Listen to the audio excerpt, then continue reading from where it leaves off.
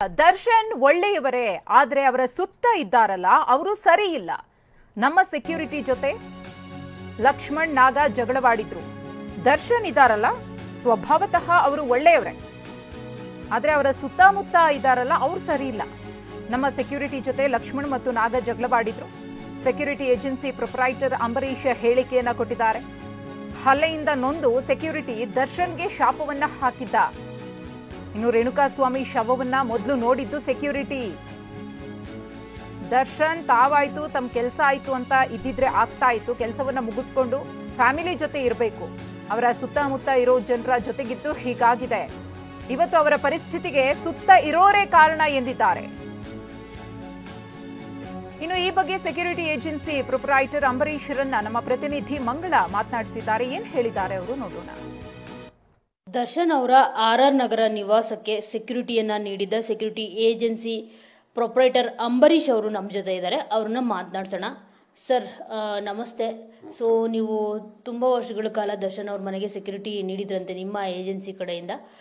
So ಹೇಗಿರ್ತಾ ಇದ್ರು sir Darshan ಅವರು security ನಿಮ್ಮ ಅಂದರೆ ನೀವು ಅವ್ರಿಗೆ ಏಜೆನ್ಸಿ ಕಡೆಯಿಂದ ಕಳಿಸಿದ್ದ ಸೆಕ್ಯೂರಿಟಿ ಅವ್ರ ಜೊತೆ ಹೇಗಿರ್ತಾ ಇದ್ರು ದರ್ಶನ್ ಸರ್ ಮತ್ತು ದರ್ಶನ್ ಸರ್ ಸುತ್ತಮುತ್ತ ಇರೋರು ಅಂತ? ಖಂಡಿತ ಮೇಡಮ್, 2016ರಲ್ಲಿ ನಮಗೆ ಜಸ್ಟ್ ಡಯಲ್ ಮುಖಾಂತರ ಕರೆ ಬರುತ್ತೆ.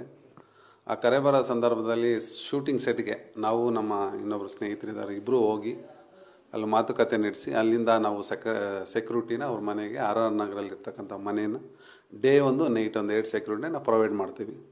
ಸೊ ಸುಮಾರು ಒಂದು 3 ವರ್ಷ 4 ವರ್ಷ ಕಾಲ ನಾವು ಅವರಿಗೆ ಸರ್ವಿಸ್ ಕೊಡ್ತೀವಿ. 2019ವರೆಗೂ ನಾವು ಸರ್ವಿಸ್ ಕೊಡ್ತೀವಿ. ಆ ಒಂದು ದಿನನಿತ್ಯ ಚರಿತ್ರೆಗಳನ್ನ ಮತ್ತು ದಿನನಿತ್ಯ ಆಗುವಗಳನ್ನ ನಮ್ಮ ಸೆಕ್ಯೂರಿಟಿಲಿ ನಮ್ಗೆ ಅಪ್ಡೇಟ್ ಮಾಡೋದು ಅದು ಇರ್ತಕ್ಕಂಥ ಒಂದು ರೂಲ್. ಸೊ ಆ ದೃಷ್ಟಿಯಿಂದ ದಿನನಿತ್ಯ ನಮ್ಗೆ ಅಪ್ಡೇಟ್ ಮಾಡ್ತಾಯಿದ್ರು. ಸಾರ್ ಯಾರ ಜೊತೆ ಹೋಗ್ತಾರೆ, ಐತೆ ಬರ್ತಾರೆ, ಸೊ ಎಲ್ಲ ನಮ್ಗೆ ಅಪ್ಡೇಟ್ ಮಾಡ್ತಾಯಿದ್ರು. ಸೊ ಇವತ್ತು ಈ ಒಂದು ಘಟನೆ ನಡೆದರೆ ನಮಗೆ ಒಂಥರ ಬೇಜಾರು ಅನಿಸುತ್ತೆ. ಯಾಕಂದರೆ ಅವರು ಒಂದು ಒಳ್ಳೆಯ ಮನುಷ್ಯ. ದರ್ಶನ್ ಸಾರು ಗುಡ್ ಮ್ಯಾನ್, ಅದರಲ್ಲಂತೂ ನಾವೇನು ನೋ ಡೌಟ್ಸ್ ಹೇಳೋದ್ರಲ್ಲಿ. ಅಲ್ಲಿ ಸುತ್ತಮುತ್ತ ಇರ್ತಕ್ಕಂಥ ವ್ಯಕ್ತಿಗಳಿದ್ದಾರೆ. ಆ ವ್ಯಕ್ತಿಗಳಿಂದ ಇವತ್ತು ಈ ಮನುಷ್ಯ ಇವತ್ತು ಈ ಒಂದು ಕೃತ್ಯಗೆ ಕೈ ಹಾಕಿದೆ ಅಂತ ಗೊತ್ತಾಗ್ತಾ ಇದೆ. ನಮಗಂತೂ ತುಂಬ ಬೇಜಾರಾಗ್ತಾ ಇದೆ.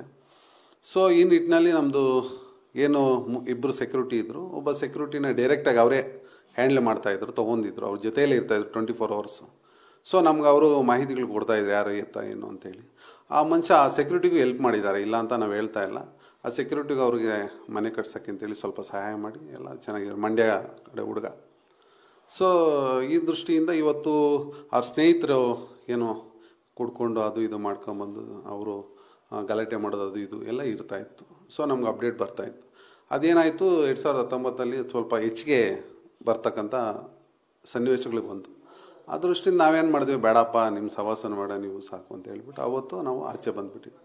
ಇದೇ ಲಕ್ಷ್ಮಣ್ ಅಂತಿದ್ದಾರೆ, ಅವರೇ ನಮ್ಮ ಆಫೀಸ್ ಹತ್ರ ಬಂದು ಸುಮಾರು ಒಂದು 5 hours ಕಾಯ್ಕೊಂಡು ಸರ್ ನೀವೇ ಕೊಡಿ ಬೇಡಪ್ಪ ನಿಮ್ಮ ಕಡೆ ಒಂದು ಕೋಟಿ ನನಗೆ ಬರುತ್ತೆ ಅಂದ್ರೆ ನಾವು ಬೇಡ, ನಾವು ಒಳ್ಳೆಯ ಮನುಷ್ಯರಿಗೆ ನಾವು ಕೊಡೋದು ಅಂಥೇಳಿ ಅವತ್ತೇ ನಾವು ಆ ಲಕ್ಷ್ಮಣ್ಗೆ ಹೇಳ್ಬಿಟ್ಟು ನಾವು ಕೈ ತೊಳ್ಕೊಬಿಟ್ಟಿದ್ವಿ. ಇವತ್ತು ನಮ್ಗೆ ಅನಿಸುತ್ತೆ ಪುಣ್ಯ ಮಾಡಿದ್ವಿ, ಅವತ್ತು ಆಚೆ ಬಂದಿದ್ವಿ, ಇವತ್ತು ನಮಗೆ ಒಳ್ಳೆಯದಾಯಿತು.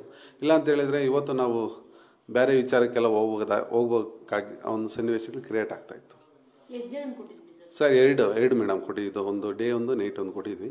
ಸೊ ಇಂಥ ಒಂದು ಸನ್ನಿವೇಶಗಳು ಪಾರಾದ್ವಿ ಅಂತಲೇ ಹೇಳ್ಬಾ. ಭಗವಂತ ಇವತ್ತು ನಮ್ಗೆ ಒಳ್ಳೇದು ಮಾಡ್ದ ಅಂತ ಅನಿಸುತ್ತೆ. ತಾಯಿ ಬನಶಂಕರಿ ತಾಯಿ. ಸರ್ ನಿಮ್ಮ ಅಂದರೆ ಸೆಕ್ಯೂರಿಟಿ ಮೇಲೆ ಹಲ್ಲೆ ಆಗಿತ್ತಲ್ಲ, ಅವರು ಏನೋ ಶಾಪ ಹಾಕಿದ್ರು, ಒಂದಲ್ಲ ಒಂದು ದಿನ ನಿನಗೆ ಏನಾದರೂ ಆಗೇ ಆಗುತ್ತೆ ಅಂತ ದರ್ಶನ್ ಅವ್ರಿಗೆ ಅಂತ ಕೇಳ್ಪಟ್ಟಿದ್ದೀನಿ, ನಿಜಾನ ಸರ್? ಅದು ಮೇಡಮ್ ನನ್ಗೆ ಗೊತ್ತಿಲ್ಲ, ಅದು ಗೊತ್ತಿಲ್ಲದ ವಿಚಾರ ನಾನು ಹೇಳಕ್ಕೆ ಹೋಗೋದಿಲ್ಲ. ಬಟ್ ಅವರು ಸ್ನೇಹಿತರು ತಳ್ಳಾಡಿದ್ರು, ಅದು ಇದು ಬಂತು ವಿಷಯ ಅಷ್ಟೇ. ಅಷ್ಟು ಬಿಟ್ಟರೆ ಅದು ಏನೋ ಗೊತ್ತಿಲ್ಲ ಮೇಡಮ್, ಆ ಭಗವಂತಂದು ಧ್ಯೇಯ. ನಾನು ಅದನ್ನು ನಿಜ ಸುಳ್ಳು ಅಂತ ಹೇಳಕ್ಕೆ ಬರೋದಿಲ್ಲ. ಸೊ ನಮ್ಗೆ ಗೊತ್ತಿಲ್ಲದ ವಿಚಾರ ನಾನು ಹೇಳಬಾರ್ದು. ಸೊ ಈ ದೃಷ್ಟಿಯಿಂದ ನಾನು ಹೇಳೋದಂದರೆ ಇವತ್ತೆಲ್ಲ ಒಂದು ಸೆಕ್ಯೂರಿಟಿಯಿಂದನೇ ಒಳಗಡೆ ಕಂಪ್ಲೇಂಟ್ ಆಗಿ ಈ ಥರ ಎಲ್ಲ ಇಶ್ಯೂ ಆಗಿರೋದ್ರಿಂದ ಮೇ ಬಿ ಗೊತ್ತಿಲ್ಲ ನನಗೆ. ಸರ್ ಏನಾಗಿ ನಿಮ್ಮ ಸೆಕ್ಯೂರಿಟಿಯಿಂದ ತಪ್ಪಾಗಿತ್ತಾ ತಳ್ಳಾಟ ಮಾಡೋದಕ್ಕೆ, ಹಲ್ಲೆ ಮಾಡೋದಕ್ಕೆ? ಬೇರೆ ಏನು ಕಾರಣ ಇತ್ತು? ಏನಾಗಿ ಆ ಥರ ಆಗಿತ್ತು? ಇಲ್ಲ ಮೇಡಮ್, ಆ್ಯಕ್ಚುಲಿ ನೈಟು ಡ್ಯೂಟಿ ಮಾಡ್ತಾ ಇರ್ತಾರೆ ಸೆಕ್ಯೂರಿಟಿ ಕಾಮನಾಗಿ. ನೈಟ್ 1 ಗಂಟೆ 2 ಗಂಟೆ ಬಂದಾರ ಅವ್ರ ಸ್ನೇಹಿತರು, ಗಲಾಟೆ ಮಾಡಿದ್ದಾರೆ ಅಷ್ಟೇ, ಏನಿಲ್ಲ. ಬಾಸ್ನ ಉಬ್ಬಿಸೋದು ಅವರು ಗ್ಯಾಂಗ್ ಇದೆ, ಅರ್ಥ ಆಯ್ತು? ಆ ಗ್ಯಾಂಗ್ ಏನು ಮಾಡ್ತಾ ಇದೆ, ಬಾಸ್ನ ಉಬ್ಬಿಸ ಅಂತ ಕೆಲಸ ಮಾಡ್ತದೆ. ಆ ಬಾಸ್ ಏನೋ ಉಬ್ಬಿಡ್ತಾರೆ.